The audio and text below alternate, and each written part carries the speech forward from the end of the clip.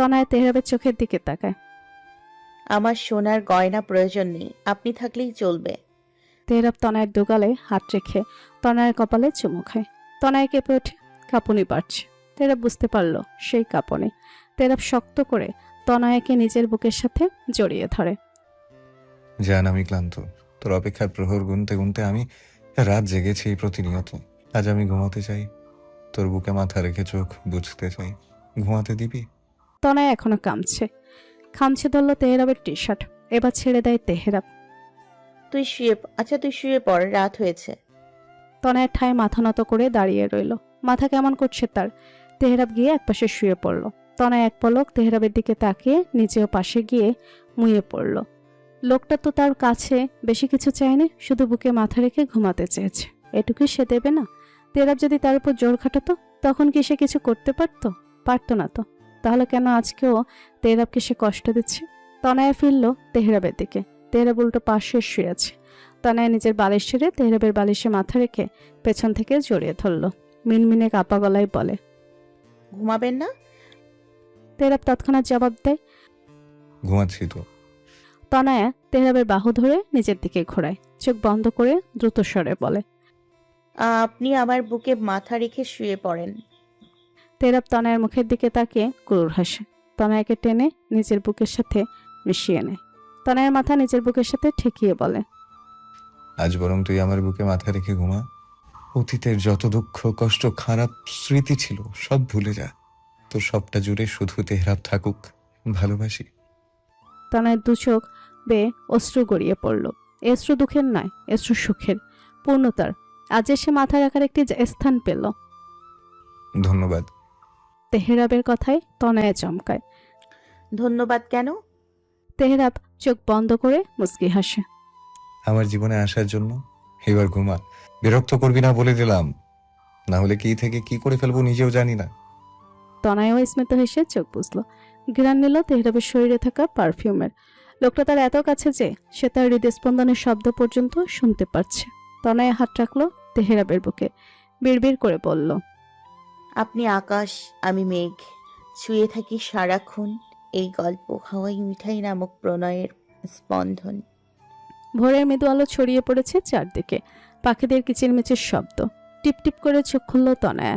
নড়েচড়ে উঠতে নিলে বুঝতে পারে সে এখনো তেহরাবের বাহুডোরে আবদ্ধ। মাথা তুলে তেহরাবের ঘুমন্ত মুখের দিকে তাকায় তনয়া। লোকটা মারাত্মক সুদর্শন। এতটা কাছ থেকে কখনো দেখা হয়নি লোকটাকে। নজরে পড়ে তেহরাবের নাকের ডগায় থাকা তিলটার উপর, সাথে গালের মাঝ বরাবর একটি তিল। মুচকি হেসে আঙুল ছুঁয়ে দেয় সেখানে। নিঃসন্দেহে বলা যায় তেহরাব তার থেকে 1000 গুণ বেশি সুন্দর। হাত সরিয়ে তাকালো দেয়ালে টানানো ঘড়ির দিকে। 8টা বাজে। এখন তবে উঠে পড়া উচিত। নতুন বাড়ি, এত সময় ঘুমালে মানুষ কি বলবে। নড়ে চড়ে নিজেকে ছাড়ানোর চেষ্টা করতেই ভেসে আসে তেহরাবের ভারী নেশালো কণ্ঠস্বর। উঠছিস কেন? তনয়া তেহরাবের মুখের দিকে তাকায়। লোকটা চোখ বন্ধ। আমি গোসল করে নিচে যাব। এত সময় ঘরে থাকলে মানুষ কি ভাববে? তেহরাব চোখ খুলে, চোখ ছোট ছোট করে বলে, গোসল করবি কেন? গোসল করার মতো আমি তো কিছু করিনি, মনে তো পড়ছে না। এই দাঁড়া, তুই তো আবার আমার ঘুমের সুযোগ নিয়ে আমার ইজ্জতে হাত দিসনি। তনয়া চোলাল ঝুলে পড়ে। লোকটা কত বড় অসভ্য। চোখ মুখ কুচকে বলে, অসভ্য একটা, ছাড়ুন তো। তেহরাব ছাড়ে না, উল্টো তনয়াকে আরো কাছে নিয়ে আসে নিজের। তনয়াকে বালিশে ফেলে নিচে আতশোয়া হয়ে তনয়ের দিকে তাকায়। যদি না ছাড়ি, আমার তো এখনো ফুলসজ্জা বাকি। বাসি বাসর তো করাই যায়। তনয়ার বুক ধক করে ওঠে। সত্যি সত্যি কি তেহর জব এখন? না না, ভয়ে মুখটা চুপসে যায় তনয়ের। শুকনো ঢোক গিলে মিনমিন করে বলে, আমাকে ছাড়ুন, আমি ফ্রেশ হব। তেহরাব বাঁকা হাসলো। তনয়ের গালায় হাত রেখে স্লাইড করতে করতে বলে, জান, রাতটা তোকে দিয়েছি, দিনটা আমাকে দে। তনয় চোখ বুজে। এসব কথা সে নিতে পারবে না। লোকটা ভারী ঠোঁটকাটা।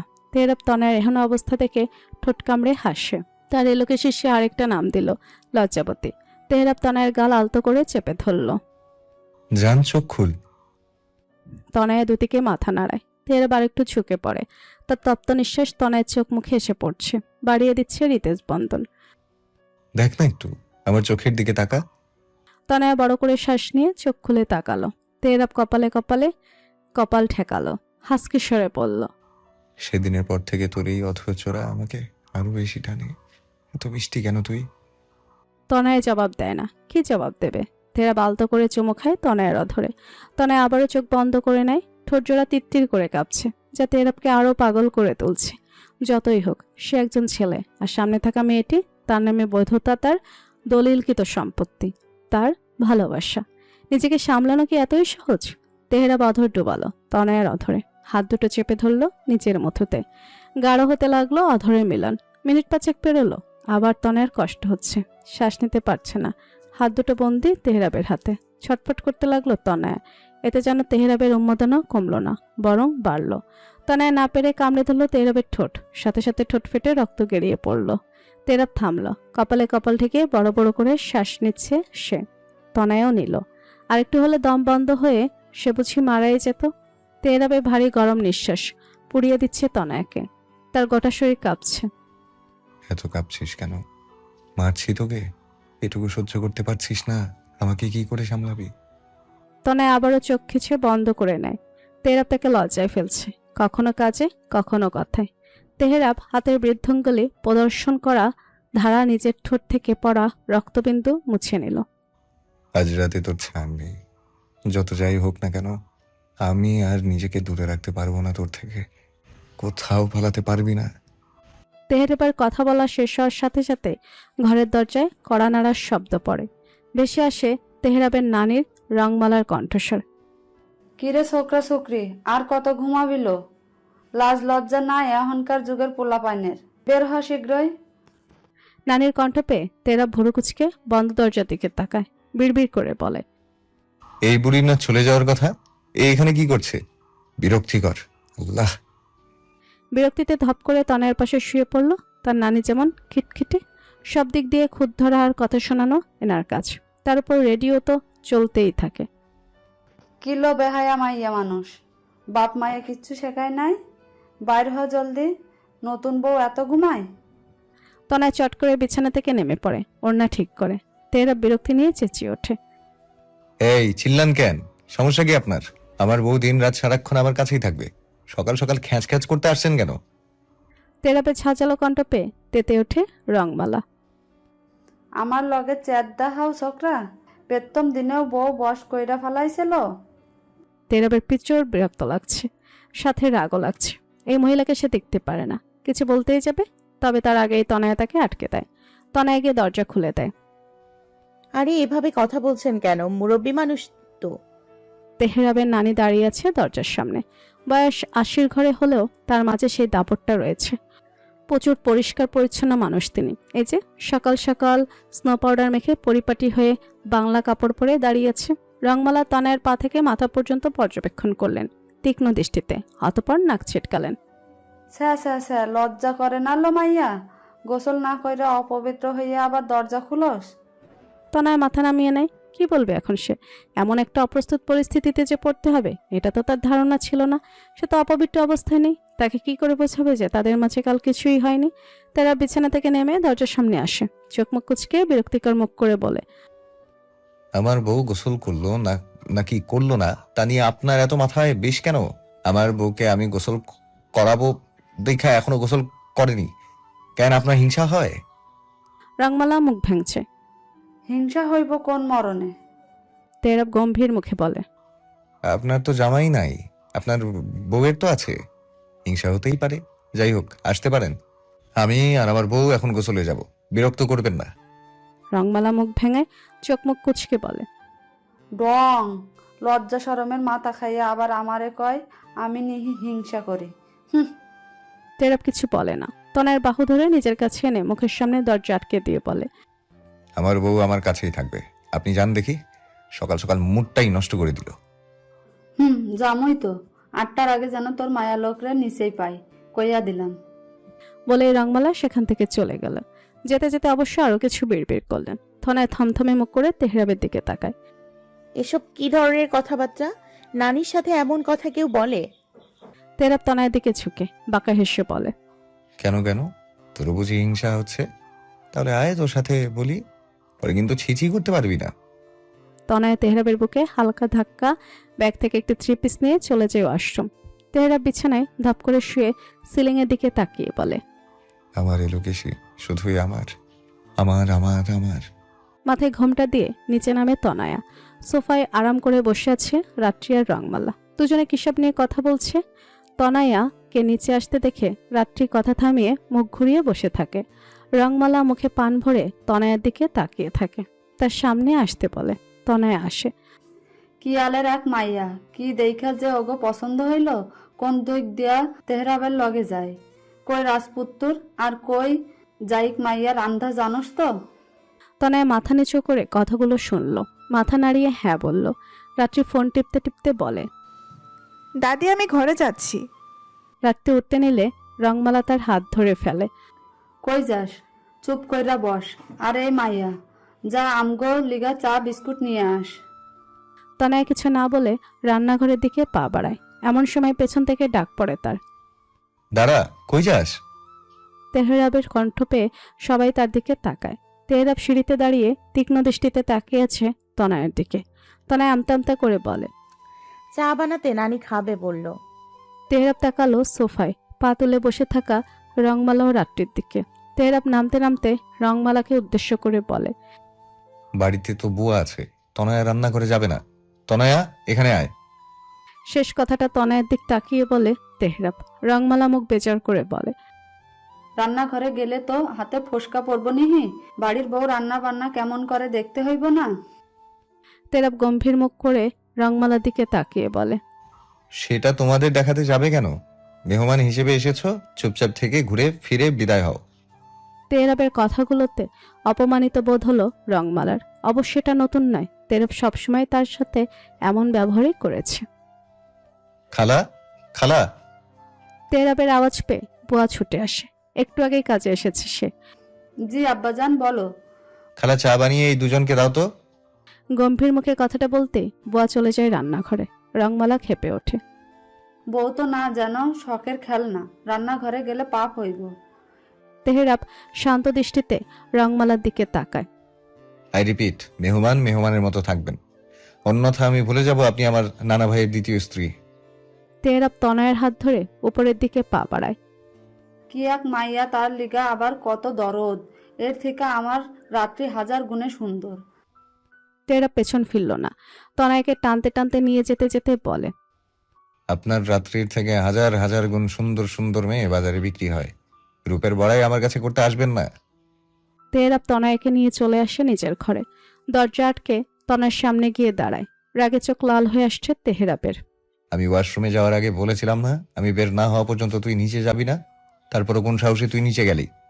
তনয় ভয়াত দৃষ্টিতে তেহরাবের দিকে তাকায়। সে বুঝতে পারছে না তেহরাবের রেগে যাওয়ার কারণ। আমতা আমতা করে বলে, আমি তো শুধু। চুপ, একটা কথা বলবি না। এই বুড়িকে আমি আজকেই বিদায় করব। তেহরাবের ধমক খেয়ে চুপ করে যায় তনয়। চোখ ছলছল করছে তার। তেহরাব শুধু শুধু তাকে বকছে। সে কি এমন করলো? আর নানির উপরেই বা কেন এত রেগে আছে সে? তনয়ের টলটল চোখ দেখে তেহরাব মাথা ঠান্ডা করে। তনয়ের কাছে গিয়ে আলতো করে জড়িয়ে ধরে। এরা ভালো মানুষ না তনয়া, এদের মুখে কিচ্ছু আটকায় না, যা ইচ্ছে বলে। আমি চাই না তুই কোনো কষ্ট পাস, তাই তো বলেছিলাম আমি না আসা পর্যন্ত নিচে না যেতে, কিন্তু তুই শুনলি না। নিশ্চয়ই কিছু বলেছে তোকে, তাই না? তনয় ঠোঁট কামড়ে কান্না আটকে দুদিকে মাথা নাড়ে। তেহরাবকে ওসব বললে লোকটা আরও রেগে যাবে। তেহরাব তনয়কে ছাড়িয়ে বিছানায় বসায়। তনয় জিজ্ঞেস করে, আচ্ছা, তখন যে আপনি বললেন উনি আপনার নানুর দ্বিতীয় স্ত্রী, মানে বুঝলাম না, উনি আপনার আপন নানি নয়? তেহরাব পকেট থেকে ফোন বের করে কাউকে কল করতে করতে বলে, সব বলবো, আগে এই দুই বালকে বিদায় করে নেই। এরা থাকা মানে আমার বইয়ের কষ্ট। তেহরাব এসব কি হচ্ছে? বাবার কথায় কোনো জবাব দিল না তেহরাব। এক মনে খাচ্ছে সে। কিছু সময় চুপ থেকে বলল, তুমি জানো আমি এদের দুজনকে পছন্দ করি না, এরপরেও এরা রয়েছে। সব ঠিক আছে, কিন্তু আমার স্ত্রীকে অপমান করার অধিকার তাদেরকে দিয়েছে। খেয়ে দিয়ে বিদায় করো, বাইরে গাড়ি দাঁড় করিয়ে রেখেছি। কিছু বলল না, নিজেই খেতে লাগলো। তাসলিমা রান্নাঘর থেকে পানি এনে টেবিলে রাখলো। তেহরাব সকালের ঘটনা তাকে বলেছে। সেও বা কি করবে? সম্পর্কে তো সৎ মা।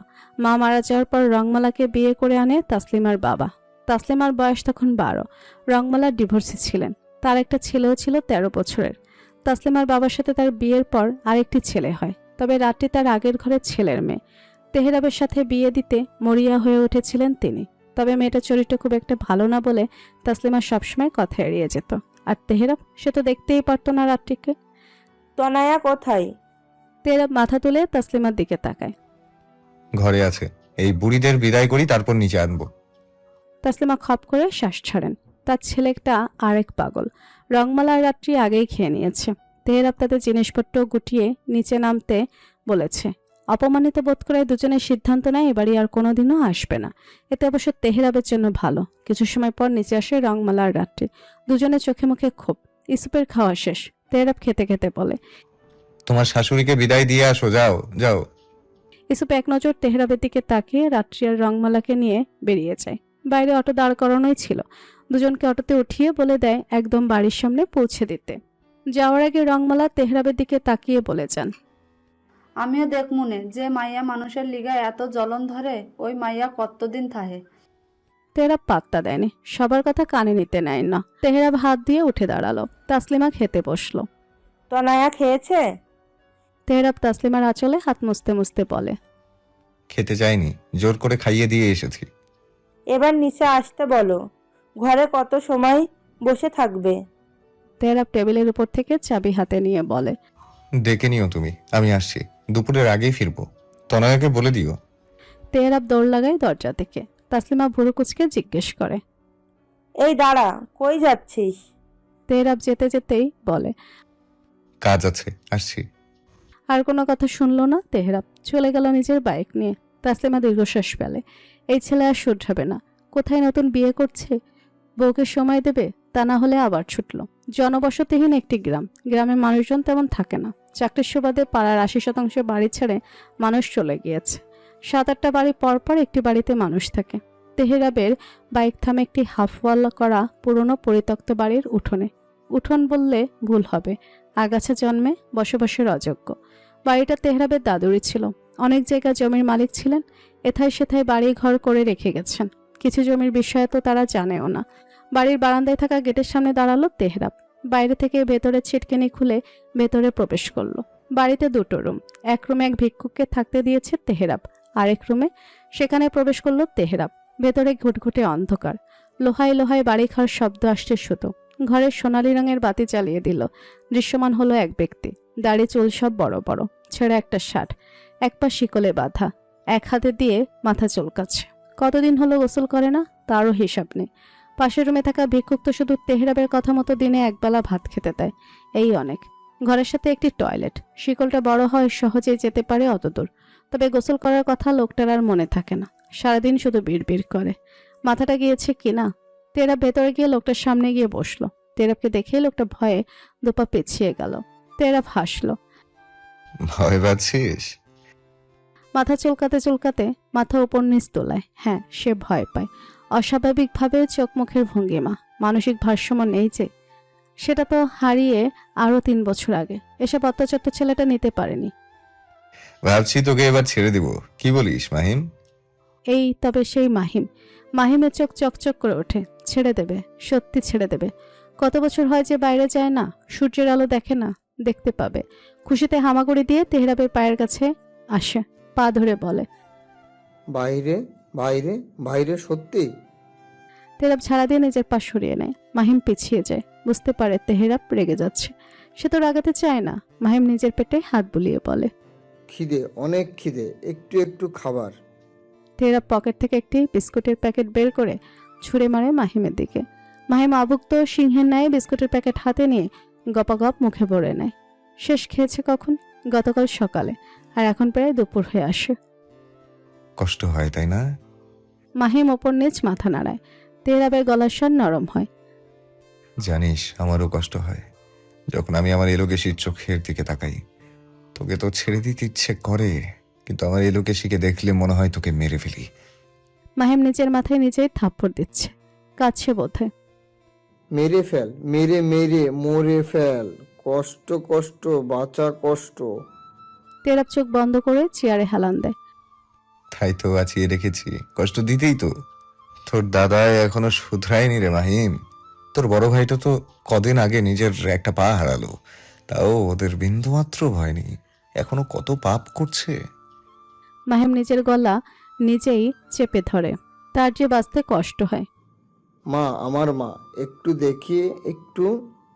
বাচ্চাদের মতো আবদার করলো মাহিম। তেহরাবের মায়া হলো। তবে কি ছেড়ে দেবে কি জানে। তেহরাব হাসি মুখে মাহিমের দিকে তাকালো। তোর মা ভালো নাই রে মাহিম, তোদের দুই ভাইয়ের শোকে এখনো কাতর। জানিস কালকে আমি বিয়ে করেছি। মাহিম কিছু বলল না। নিজেকে নিচে আঘাত করতে ব্যস্ত। মস্তিষ্কে প্রচুর ব্যথা তার। সবকিছু পচে গিয়েছে বোধহয়। কিছু ভাবতে পারে না, বুঝতে পারে না, শুধু কষ্ট আর কষ্ট। জানিস কাকে বিয়ে করেছি? তনয়াকে। মনে আছে তনয়াকে, নাকি ভুলে গেছিস? মাহিম চোখ বড় বড় করে তেহরাবের দিকে তাকায়। নিজের মাথায় দুবার টোকা দেয়। পড়ছে পড়ছে নামটা মনে পড়ছে। এই নামের জন্যই তো তার কষ্ট। কষ্ট কথাটা মাথায় আসতে দেয়ালের সাথে মাথা ঠুকলো। এটা নতুন নয়। কতবার এভাবে মরতে চেয়েছে, মরতে পারছে না। কি করলে মরবে? যেদিন তোর বাপ দাদা তাদের পাপ কর্ম শেষ করবে সেদিন তোর মুক্তি হবে। একটা সুযোগ দিলাম তোকে। তেহরাব নিজেই হেসে উঠল। সে তো জানে মাহিমের বাপদাদা এ জন্মে ভালো হবে না। তাই তো মাহিমের মুক্তিও নেই। তেহরাব সোজা হয়ে বসলো। মাথা গরম হচ্ছে, চোখ লাল হচ্ছে। আবার বুঝি রক্ত চেপে বসছে মাথায়। হবে হয়তো। চলে যাই বুঝলি, তোকে দেখলে আমার খুন করতে ইচ্ছে করে। এর থেকে ভালো চলে যাই। মাহিম তেহরাবের পা ধরে কেঁদে উঠল। মুক্তি, একটু মুক্তি, কষ্ট হয়। তেহরাব চোখ বন্ধ করে এক ঝটকায় ভেসে ওঠে কিছু ঘটনা। চোখে খুলে দ্রুত বেরিয়ে যায়। দরজা আটকে দেয় যাওয়ার আগে। বিড়বিড় করতে থাকে। তোর শাস্তি তো আল্লাহ নিজেও দেবে। তোর মুক্তি নাই মাহিম, তোর মুক্তি নাই। তুই পাপ করেছিস, তোর মুক্তি নাই। ড্রয়িং রুমে বসে আছে তনয়া, তাসলিমা ও ইরা। কিছু সময় আগে ইরা ও সাহিল চলে এসেছে তাদের বাড়ি। অবশ্য ইরার শাশুড়ি আসতে দিতে চাননি। তবে ইরা কি সোনার পাত্রী? আচ্ছা থাক তোরা, রান্না শেষ হয়েছে, খাবার বাড়ি গিয়ে। তাসলিমার কথা শুনে তনয়া মাথা তুলে বলে। আমি সাহায্য করি। তাসলিমা মুচকি হাসে। কোনো দরকার নেই, তোরা গল্প কর, আমি আর বুয়া করে নেব। তাসলিমা চলে যেতে ইরা এক লাফে তনয়ার পাশে এসে বসে। ইরা শাড়ি পরে এসেছে। তনয়ার পরনে সুতির থ্রি পিস। শাড়ি সামলাতে পারে না সে। ওই যে তনয়া, থুরি ভাবি, এত চুপচাপ কেন? আমার উপর রাগ করেছো নাকি সেদিনের জন্য? তনয়া ইরার দিকে তাকিয়ে তৎক্ষণাৎ মাথা নাড়ে।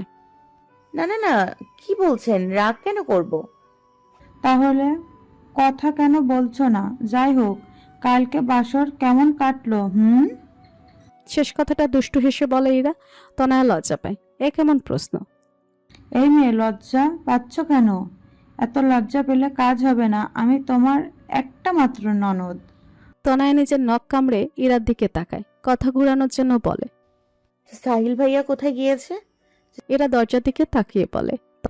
বললো তো দোকানে যাবে। আছে আশেপাশে, কই আর যাবে? তুমি এখন আমার কথায় জবাব দাও। আমার ভাইটা তোমাকে বেশি জ্বালাই না তো?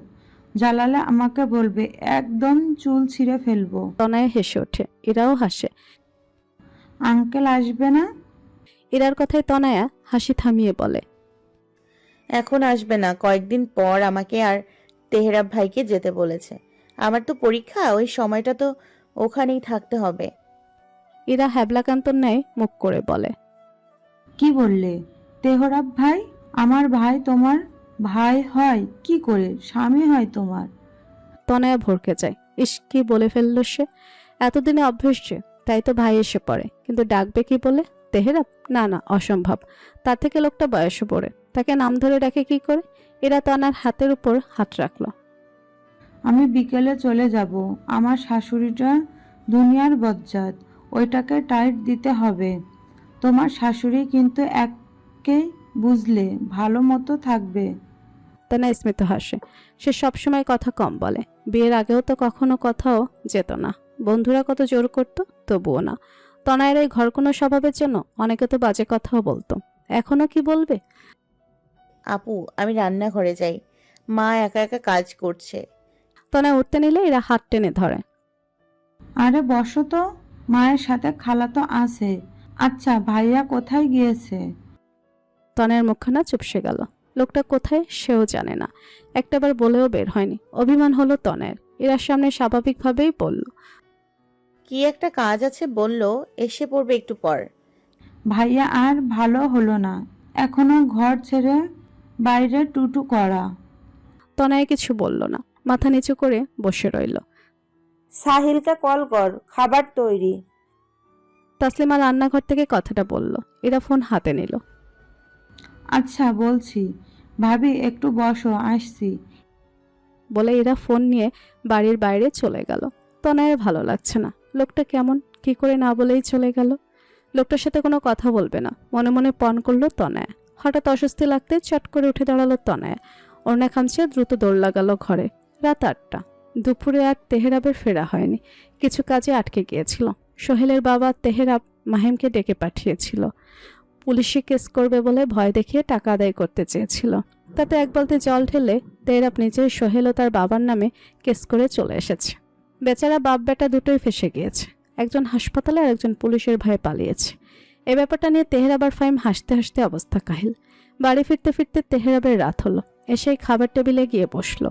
দুপুরে খাওয়া হয়নি তার। তাসলিমা ড্রয়িং রুমে টিভি দেখছে। তেহরাব কখন যে তার সামনে দিয়ে গিয়েছে সে বলতেও পারবে না। আম্মু খেতে দাও তো, খিদে পেয়েছে। আর তনয়া কোথায়? তেহরাবের কণ্ঠ পেয়ে তাসলিমা চমকায়। তুই কখন আসলি? দুপুরে কই ছিলি? তেহরাব বেসিন থেকে হাত ধুতে ধুতে বলে। বুঝবে না, তাড়াতাড়ি খেতে দাও তো। আর তনয়া কোথায়? তাসলিমা টিভি ছেড়ে তেহরাবের দিকে এগিয়ে আসে। মেয়েটা দুপুর থেকে না খাওয়া। আর তুই কেমন স্বামী হয়েছিস? নতুন বউ রেখে বেরিয়ে গেলি? কেমন স্বভাব তোদের বাপ ছেলের? তনয়া খায়নি। কথাটা কর্ণপাত হতেই বুড়ো কুচকে উঠে দাঁড়ায় তেহরাব। রাগ হচ্ছে। মেয়েটা না খেয়ে আছে কেন? খাইনি কেন? কি জানি, কতবার খেতে আসতে বললাম, আসলো না। বলল শরীর ভালো লাগছে না। তেহরাব কিছু না বলে যেতে নেয়। খেয়ে যা। পরে খাবো, বউয়ের সাথে আগে দেখা করে আসি। বলেই গটগট করে উপরে চলে গেল তেহরাব। নিজের রুমের সামনে এসে দাঁড়ালো। দরজা চাপানো। তেহরাব আলতো হাতে দরজা খুলে ঘরে আসে। বিছানার উপর উল্টো পিঠে গুটিসুটি মেরে শুয়ে আছে তনয়া, ঠিক যেন একটা বিড়াল ছানা।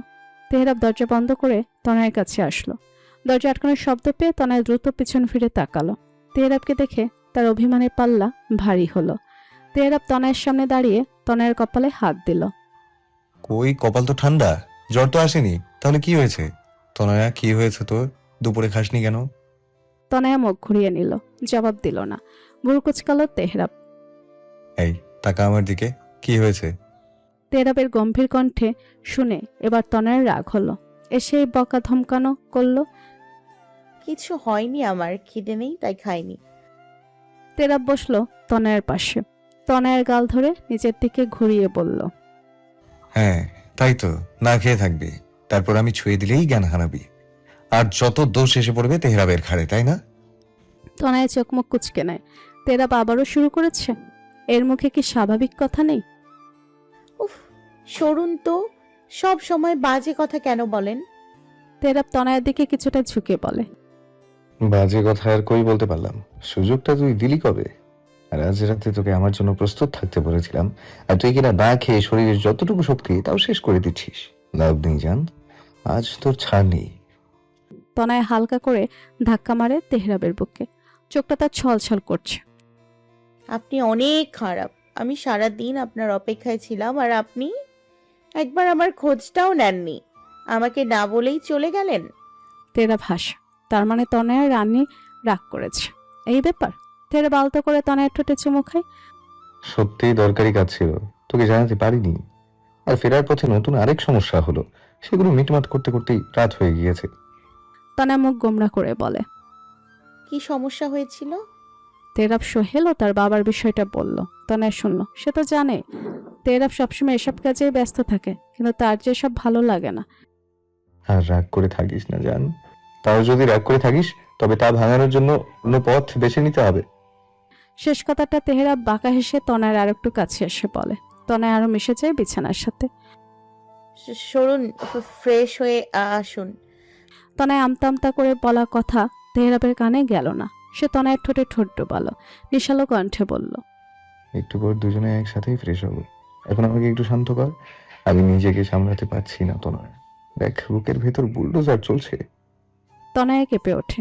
তেহরানের কণ্ঠে অন্যরকম মাদকতা, কেমন অস্থির দেখাচ্ছে তাকে। তেহরাব ঘামছে। নিজেকে সামলানো যে দায়ী হয়ে পড়েছে তার কাছে। তেহরাব চট করে তনয়ের উপরে উঠে পড়ে।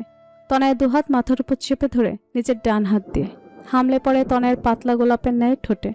তনয় ছটফট করছে। তাতে কি তেহরাব থামবে? তেহরাব যে নিজের নিয়ন্ত্রণ হারাচ্ছে। নিজের উত্তেজনা মাত্রাতিরিক্ত বেড়ে চলছে। মেহেরাব তনয়ের ঠোঁট জোড়া সোজা হয়ে বসে। শার্টের বোতাম খুলতে খুলতে বলে, এত ছটফট কেন করছিস?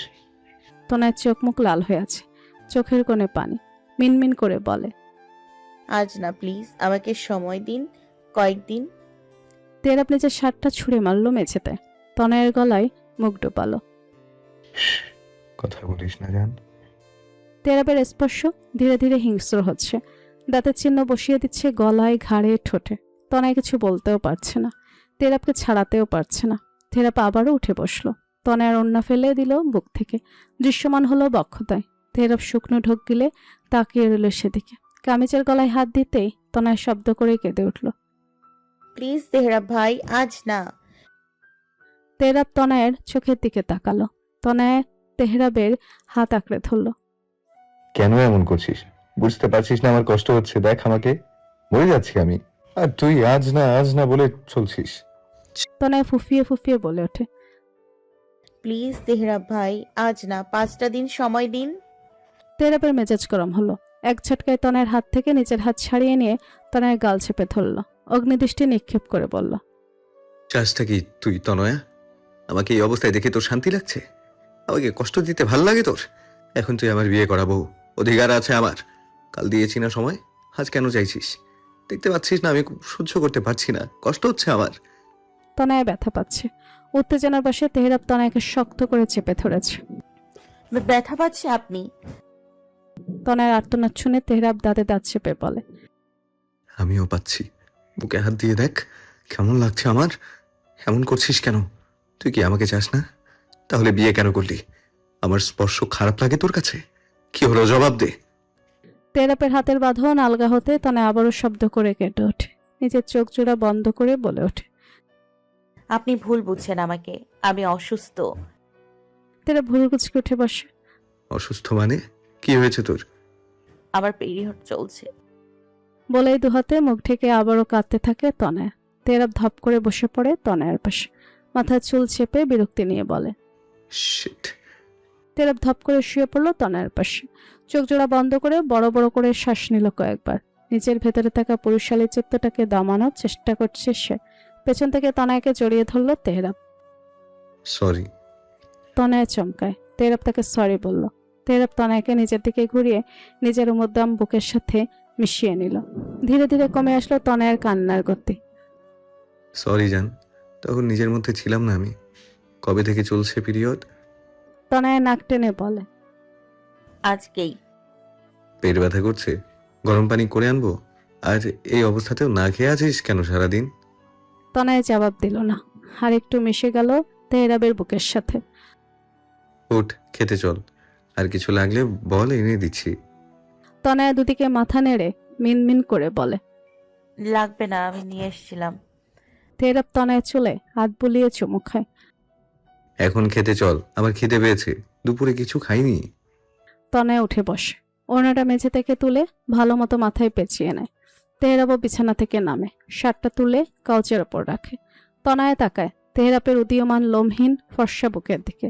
লোকটা সবসময় ঢিঢেলালা শার্ট গেঞ্জি পরে থাকে বলে বোঝাই যায় না তার এই পেশিবহুল পুরুষালী কাঠামো দেহ। আমাকে টিজ করছিস? আম্মুকে বলে দেবো কিন্তু। তনয় ভরকে যায়। তেহরাবের মুখের দিকে তাকাতেই দেখে তেহরাব চোখ মুখ কুচকে গেঞ্জি পড়ছে। হাত মুখ ধুয়ে নিচে চল। কেঁদে নিয়ে কি অবস্থা করেছিস ঝুঁটিকা। তনয় বাঁকা চোখে তেহরাবের দিকে তাকালো। তেহরাব মুখ ভেঙে তনয়ের হাত ধরে ওয়াশরুমে নিয়ে গেল। দুজনেই হাত মুখ ধুয়ে বেরিয়ে আসলো।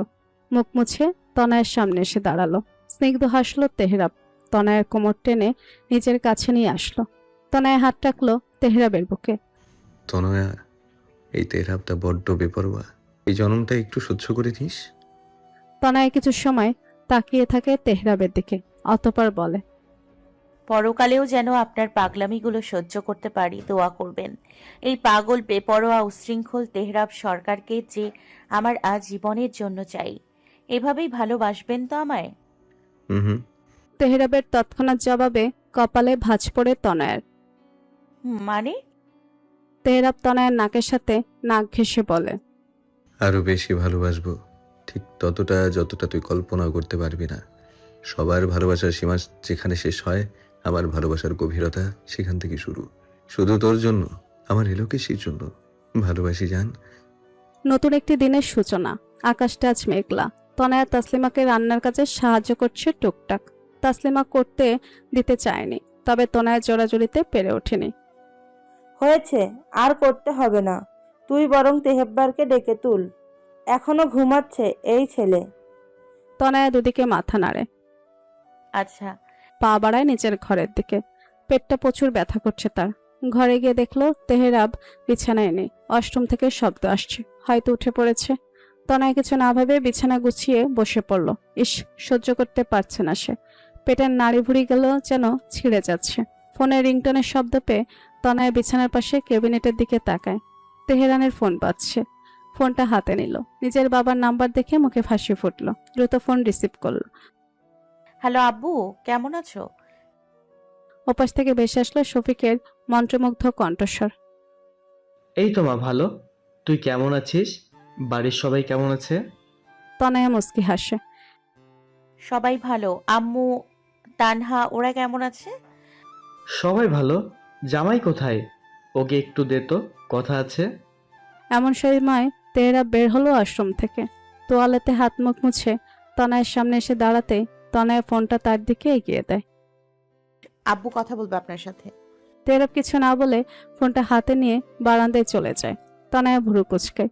কি এমন কথা আছে যে ওখানে গিয়ে বলতে হবে? মিনিট 5 বাদে তেহরাব ঘরে ফিরল। তনয়া তার দিকেই তাকিয়ে আছে। খেয়ে দিয়ে তৈরি হ, তোদের বাড়ি যাব। তনয়া চমকায়। সাথে সাথে চেহারায় ফুটে ওঠে উজ্জ্বলতা, যেন কত বছর পর নিজের বাড়িতে যাচ্ছে। তেহরাবকে কেমন গম্ভীর দেখাচ্ছে। কি হলো লোকটা? তনয়ের সাথে কথা না বলে তেহরাব রুম থেকে বেরিয়ে যায়। তনয় বুঝতে পারে না এই ছেলের মতিগতি। হঠাৎ হলোটাকে কিছু না ভেবে নিচেও পা বাড়ালো নিচে। তেহরাব খেতে বসেছে। ইসুফ ফজরের সময় বের হয়েছিল, আর আসেনি। তনয় গিয়ে তেহরাবের পেছনে দাঁড়ালো। তাসলিমা পানি এনে টেবিলে রেখে নিজেও বসে পড়ল। তনয়াকে দাঁড়িয়ে থাকতে দেখে তিনি ভুরু কুচকায়। দাঁড়িয়ে আছিস কেন? খেতে বস। তনয়া মাথা নেড়ে তেহরাবের পাশেই বসে। তেহরাব একমনে খাবার খাচ্ছে, ভুলে এদিক ওদিক তাকাচ্ছে না। আর তনয়, সে তো একটু একটু করে খাচ্ছে আর চোখে তেহরাবকে পর্যবেক্ষণ করছে। হঠাৎ এমন গম্ভীর হয়ে যাওয়ার কারণটা বুঝতে পারল না তনয়। খাওয়া শেষ করে হাত ধুতে ধুতে তেহরাব তাসলিমাকে উদ্দেশ্য করে বলে, তনয়ের বাবা কল করেছিল, তনয়কে নিয়ে ও বাড়ি যাব। এখনই? তেহরাব পা বাড়ায়, যেতে যেতে বলে। হ্যাঁ। তেহরাব চলে যায়। তনয়ের আর খাওয়া হয় না। কোনো রকম খেয়ে হাত ধুয়ে নিজে উপরে চলে আসে। রুমে এসে দেখে তেহরাব আয়নার সামনে দাঁড়িয়ে সাথের হাতে গোটাচ্ছে। তনয়া তেহরাবের পেছনে গিয়ে দাঁড়ালো। নিজের হাত কসলাতে কসলাতে বলে, কি হয়েছে আপনার? তনয়ের কণ্ঠ পেয়ে সোজা হয়ে দাঁড়ায় তেহরাব। আয়নাতে তনয়ের মুখের দিকে তাকায়। কিছু মুহূর্ত অতিবাহিত হয়। অতঃপর তেহরাব ঘুরে দাঁড়ায় তনয়ের দিকে। তনয়ের কোমর ধরে নিজের দিকে নিয়ে আসে, আর এক হাতে আঁকড়ে ধরে তনয়ের চুল। তনয়কে একটু উঁচু করে নাক ডুবাই গলায়। ছোট্ট ছোট্ট চুমু দেয় কয়েকবার। তনয় হাঁসফাঁস করছে। তেহরাব আরো শক্ত করে নিজের দিকে টেনে নেয় তনয়কে। কামড়ে ধরে গলার চামড়া। তনয় আর্তনাদ করে ওঠে। কি করছেন? লাগছে তো। তেহরাব তনয়ের গলায় নাক ঘষতে ঘষতে বলে। আমার কথা মন দিয়ে শোন। তনয় তেহরাবের শার্ট আঁকড়ে ধরল। পরীক্ষার জন্য তোকে তোর বাবা মা থাকতে বলবে ও বাড়ি, কিন্তু তুই না করে দিবি। তনয় কপাল কুচকায়। কি? কেন না করব? কেন? পরীক্ষা তো এখান থেকেই দিব। তাহলে? তনয় আর কিছু বলার আগে তেহরাব সোজা হয়ে দাঁড়ায়। তনয়ের গালে হাত রেখে চোখে চোখ রাখে। আমাকে ছাড়া থাকতে পারবি? তুই পারলেও আমি পারবো না। আর আমি নিজে থেকে নাও করতে পারবো না। তোর আব্বুকে বলেছি তুই যা চাইবি তাই হবে। এখন তুই বল, তুই কি চাস? তনয়কে ভাবুক দেখালো। কিছু সময় ভাবলো, অতঃপর জবাব দিল। না মানে আপনার বাড়ি থেকেই পরীক্ষাটা দেই। আপনি বরং আমার বাড়ি এসে থাকবেন মাঝে মাঝে। একটা মাসেই তো। তেহরাবের হাতের বাঁধন শক্ত হয়। গম্ভীর কণ্ঠে বলে, একটা মাস কি কম মনে হয় তোর কাছে? আমি ওভাবে থাকতে পারবো না। তুই এখান থেকেই পরীক্ষা দিবি, তাও যদি তুই চাস তুই ও বাড়ি থাকবি, তবে তোর ইচ্ছা। তবে শুনে রাখ, পরীক্ষা শেষ হওয়ার আগ পর্যন্ত আমার ছায়াটাও দেখতে পারবি না। তনয়ের মুখটা চুপসে গেল। লোকটা সত্যিই পাগল, এমন করার কোনো মানে আছে? তনয়া, আমার দিকে তাকা। দেখ, আমি আর একটা মুহূর্ত তোকে ছাড়া থাকতে পারবো না। দুদিনেই তোকে জড়িয়ে ধরে ঘুমানোর অভ্যেস হয়ে গিয়েছে। তুই কি চাস আমি আবার নির্ঘুম রাত কাটাই, কষ্ট পাই? তো আপনার রেগে থাকার কারণটা এটাই? তেহরাব হাসে। যদি বলি হ্যাঁ, তবে কি করবি? তনয় চোখ নামিয়ে নেয়। ছেলেটার দৃষ্টিতে এমন কিছু তো আছে যা তাকে পাগল করে তোলে। এই শান্ত দৃষ্টি তাকে অশান্ত বানিয়ে ফেলে। তনয় মাথা নিচু করে বলে, ঠিক আছে, আমি এখান থেকেই পরীক্ষাটা দিব। তেহরাব তনয়ের কপালে চুমু খায়। এই না হলে তার বউ? হঠাৎ তেহরাবের নজরে পড়ে তনয়ের গলায় থাকা স্বর্ণের চেন। ভুরুজোড়া কুচকে যায় তার। এটা কে দিয়েছে? তনয় নিজের গলার দিকে তাকায়, তেহরাবের দিকে তাকিয়ে বলে, হলুদের দিন শিহাব ভাই এসছিল, বলল ফুপি নাকি পাঠিয়ে দিয়েছে। তেহরাবের চেহারায় ফুটে উঠল বিরক্তি। চেনটা নিজ হাতে খুলে তনয়ের হাতে দিল। এটা আর পড়বি না, সামনের মাসে আমি কিনে দেবো, সেটা পরে থাকবি। রেখে দে এটা। তনয় হাঁ করে তাকিয়ে রইল তেহরাবের দিকে। তা দেখে তেহরাব ধমকালো। মগার মতো দাঁড়িয়ে না থেকে জলদি তৈরি হয়ে নে। তনয় কিছু না বলে চেনটা আলমারিতে রেখে দেয়। সেখান থেকে একটা নীল রঙের 3 পিস বের করে ওয়াশরুমে চলে যায়। কিছু সময় পর বেরিয়ে আসে, তৈরি হয়। চুলটা আস্তে তেহরাবের সামনে এসে দাঁড়ায়। চলুন। তেহরাব কাউচে বসে ফোন টেপছিল। তনয়ের কথায় তার দিকে তাকায়। সাজগোজবিহীনও তনয়কে অপরূপ লাগছে। কিছু একটা ভেবে তেহরাব বের বেরালো।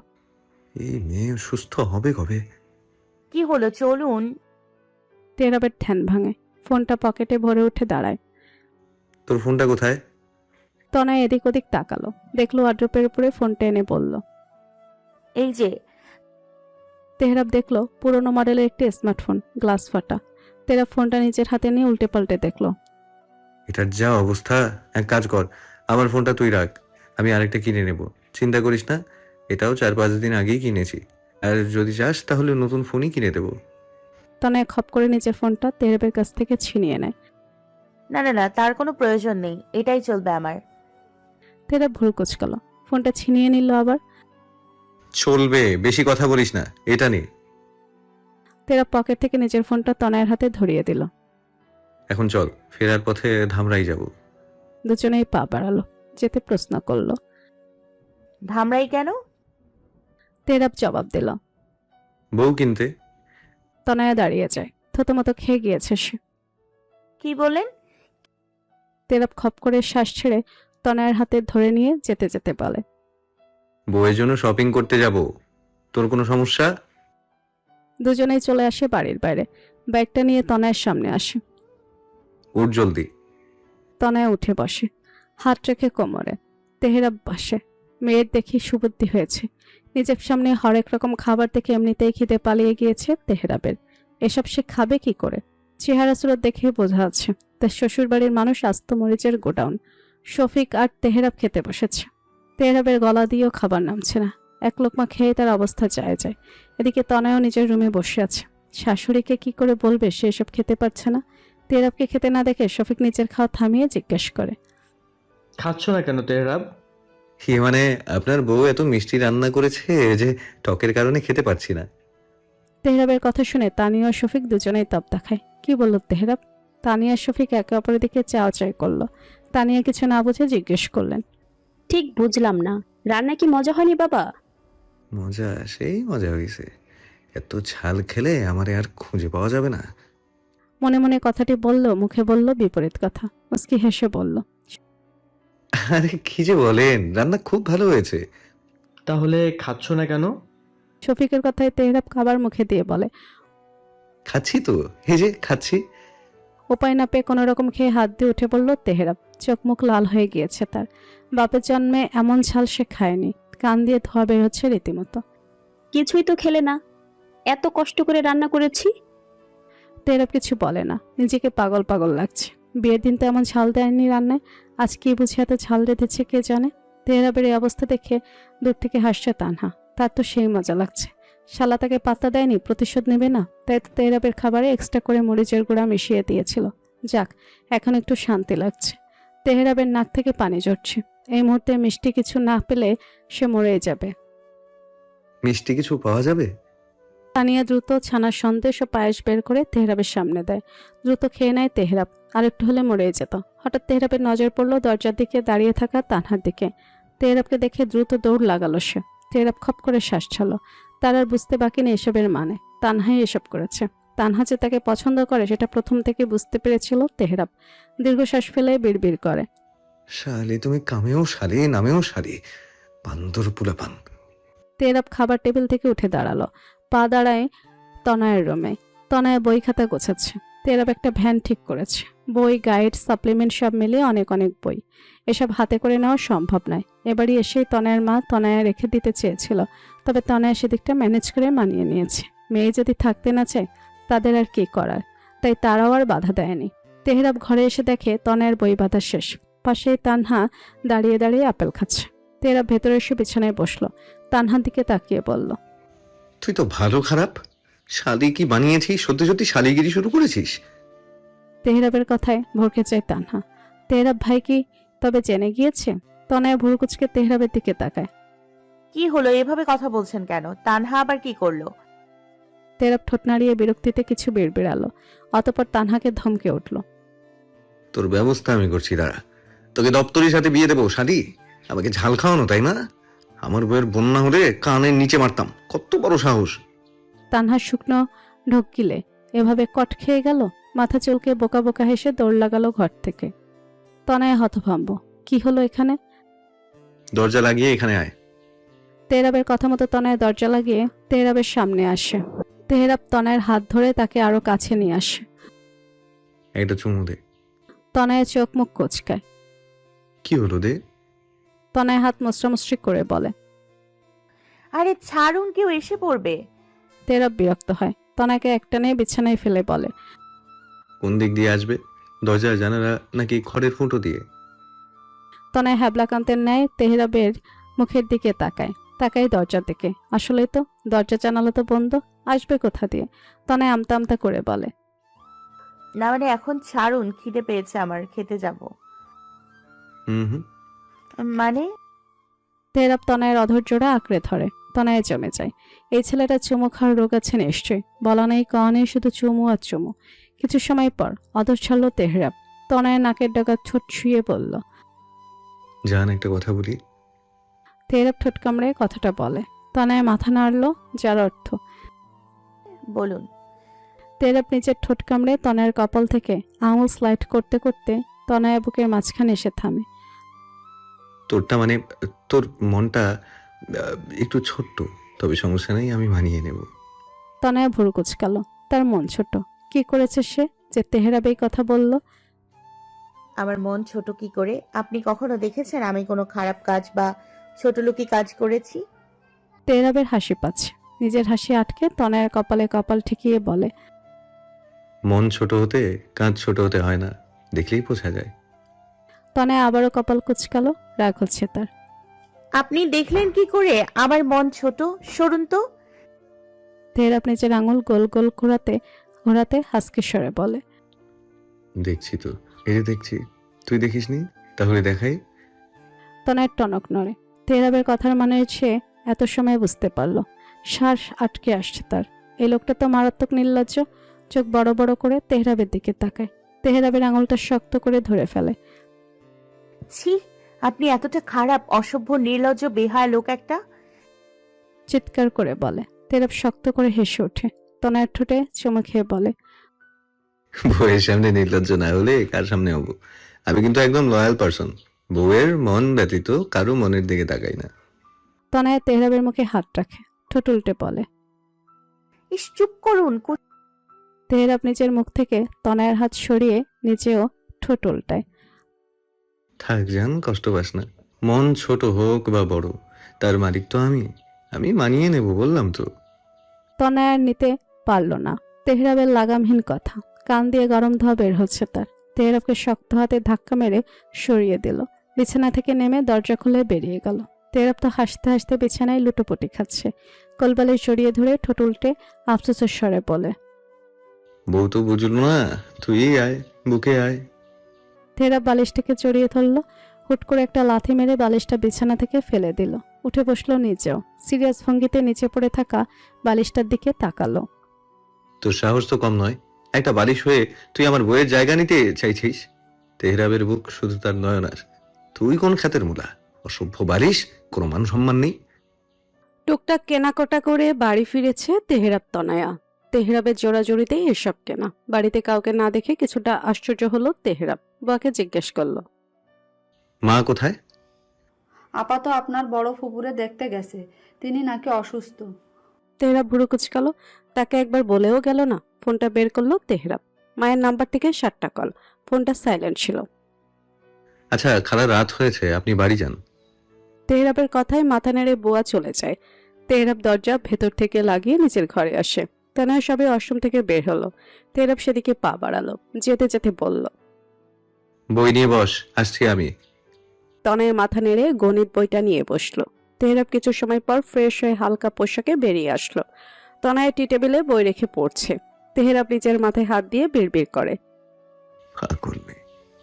মুখে বলে, বইগুলো এ ঘরে কে এনেছে? আমি না বললাম স্টাডি রুমে রাখতে? যাই হোক, চল আমার সাথে। তনয়া লেখা বাদ দিয়ে তেহরাবের দিকে তাকায়। কোথায় যাব? তেহরাব দরজা পর্যন্ত চলে গিয়েছিল। তনয়ের কথায় থেমে তার দিকে তাকায়। বাসর করতে চল। তনয়া চোখ মুখ কোচকায়। আপনার মাথায় কি এইসবেই ঘোরে? তেহরাব ক্রোড় হাসে। হাত দিয়ে ঘাড় ঢলতে ঢলতে বলে, বিয়ে করেছি, এখনো বাসর করতে পারলাম না, তো মাথায় আর কি ঘুরবে? তনয়া মুখ ঘুরিয়ে নেয়। তেহরাব এবার শক্ত গলায় বলে, এবার আয় জলদি। তনয়া বই নিয়ে উঠে দাঁড়ালো। যেতে লাগলো তেহরাবের পিছু পিছু। স্টাডি রুমে এসে বসলে দুজনের পাশাপাশি। রুমের একপাশে আরেকটি টেবিল, যেখানে কম্পিউটার সহ বিভিন্ন জিনিস, যা নিয়ে তনয়ের ধারণা নেই। হঠাৎ চোখ গেল দেয়ালে ঝুলিয়ে রাখা গিটারের দিকে। চোখ ঝলমাল হয়ে ওঠে। আগ্রহী সুরে বলে, আপনি গান জানেন? তেহরাব বইয়ের পৃষ্ঠ উল্টাচ্ছিল। তনয় চট করে বলা প্রশ্নে কপাল কুঁচকে বলে, আমাকে দেখে তোর গাঞ্জাখোর মনে হয়?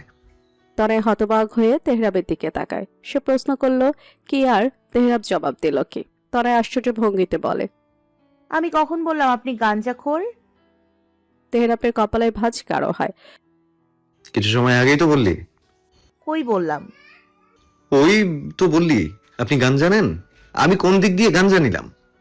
তনয় নিজের কপালে নিজেই চাপড় মারে। হাই রাব্বা। আমি গাঞ্জার কথা বলিনি, বলেছি গান জানেন নাকি। তেহরাব এবার রেগে গেল। আবার এক প্রশ্ন, হ্যাঁ নেই গাঞ্জা, তুই নিবি? তনয় গাল ফোলায়।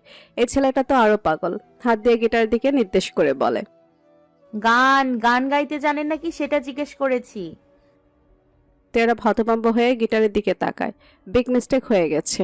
তনয়ের হাত ধরে সামনে ঘুরিয়ে বই ধরিয়ে দিয়ে গম্ভীর গলায় বলে, তোর প্রশ্ন করার ধরনই ভুল ছিল।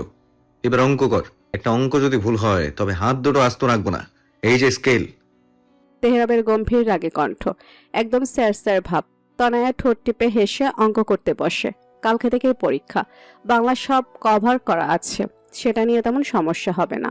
তনয়া অঙ্ক করছে। মাঝে মাঝে যেখানে সমস্যা হচ্ছে সেটা তেহরাব দক্ষতার সহিত বুঝিয়ে দিচ্ছে। তনয়াও ভালো মতো বুঝতে পারছে। এভাবে কেটে গেল 2 ঘন্টা।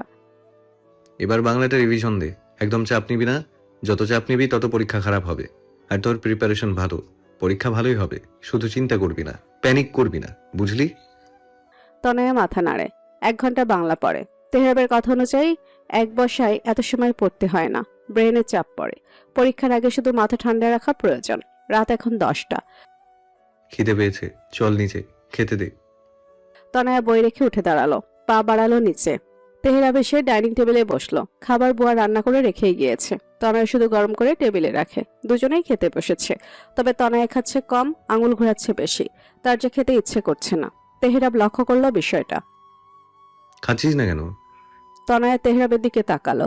ঠোঁট উল্টে বলল, ভালো লাগছে না। তেহরাব কিছু না বলে তনয়ের প্লেটের খাবারটা নিজের প্লেটে নিয়ে নিল। ভাত তুলে তনয়ের মুখের সামনে ধরলো। চোখের ইশারায় হা করতে বলল। তনয়ের ভালো লাগলো। এই ছোট্ট ছোট্ট কেয়ারগুলোই যে তার মন কেড়ে নিচ্ছে। ভাবনার তালে কখন যে খাবার শেষ করেছে খেয়াল নেই তনয়ের। তেহরাব হাত ধুয়ে তনয়ের দিকে তাকালো।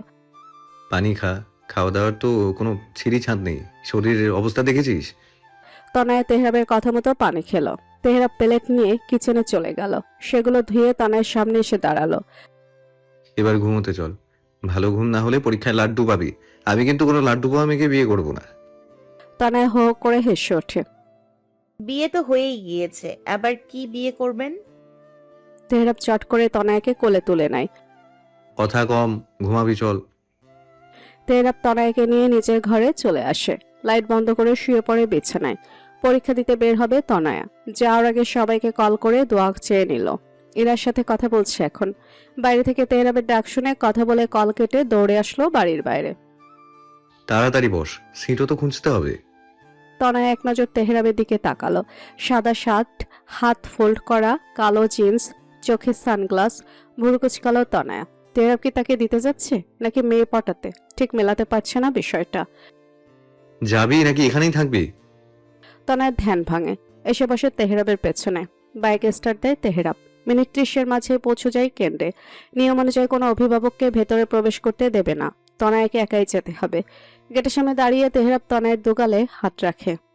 একদম প্যানিক করবি না, মাথা ঠান্ডা রাখবি, যতটুকু পারবি ততটুকুই দিবি। আবারও বলছি, প্যানিক করবি না। এটা তোর প্রথম পরীক্ষা, সময় কোন দিক দিয়ে চলে যাবে বুঝতেই পারবি না। তনয় স্মিত হেসে মাথা নাড়ে। তেহরাব ছোট্ট করে চুমু খায় তনয়ের কপালে।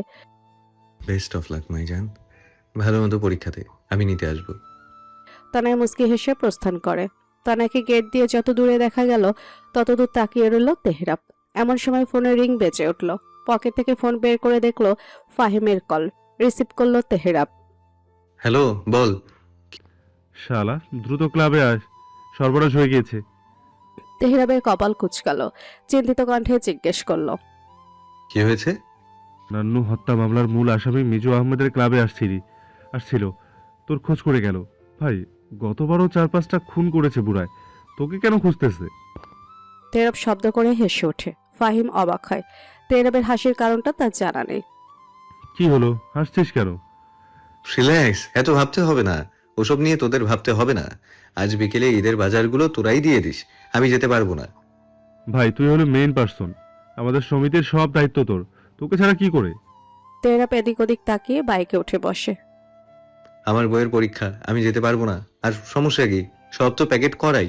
বিকেলে স্কুল মাঠে নিম্ন বর্গের মানুষরা আসবে, তোরা শুধু তুলে দিবি। এখানে আমার কি দরকার? আমরা কি শুটিং করব? ফাহিম দীর্ঘশ্বাস ফেলল। বুঝেছি ভাই, রাখছি। কল কেটে দিল ফাহিম। তেহরাব পকেটে ফোন গুজে বাঁকা হাসলো। বিড়বিড় করে বলল, মিজু দাদা, অবশেষে খবরটা আপনার কাছে পৌঁছালো। ভালো, বেশ ভালো। তেহরাব বাইক স্টার্ট দিল। এখন সে যাবে ফুফুর বাড়ি। অসুস্থ মানুষ, দেখে আসা যাক। এই সুযোগে মিজু দাদার সাথেও সাক্ষাৎ হয়ে যাবে ক্ষণ। তেহরাব আবারও হাসলো। এ হাসিতে মিশে আছে রহস্য। তবে কি সেই রহস্য? তেহরাবকে এ বাড়িতে দেখে সবাই প্রচন্ড অবাক। আজকে 5 থেকে 6 বছর পর এই গ্রাম এসেছে সে। সবার অবাকতা মিশ্রিত দৃষ্টি উপেক্ষা করে তেহরাব ভেতরে প্রবেশ করলো ফুফুর রুমে। তিনি বিছানায় পড়ে আছেন, কথা বলতে পারেন না। তেহরাবকে দেখে ইউসুফও খানিকটা অবাক হলো। তেহরাব গিয়ে ইউসুফের পেছনে দাঁড়ালো। এখন কি অবস্থা? ইউসুফ মাথা দুলালো। কেমন আর হবে, আগের মতোই। তোহরাব না। তেহরাব পেছনে তাকায়। ফুফাতো ভাইকে দেখে জড়িয়ে ধরে দুজনে। ছোট্টবেলায় খুব ভালো বন্ধুত্বের সম্পর্ক ছিল তাদের মাঝে। কি অবস্থা তোর? আবির মুস্কি হাসে। এই তো চলছে। তোর বিয়েতে তো যেতে পারলাম না। তেহরাব আবিরকে নিয়ে বাড়ির বাইরে আসতে আসতে বলল, সমস্যা নেই, এমনি একদিন চলে যাস, তুইও তো বিয়ে করেছিস। আবির হাসে। হ্যাঁ রে, তাও কি আজকাল? 4 বছর হয়ে আসে ভাগিয়ে নিয়ে আসছিলাম, এখন এক ছেলের বাপ। তেহরাব হাসে।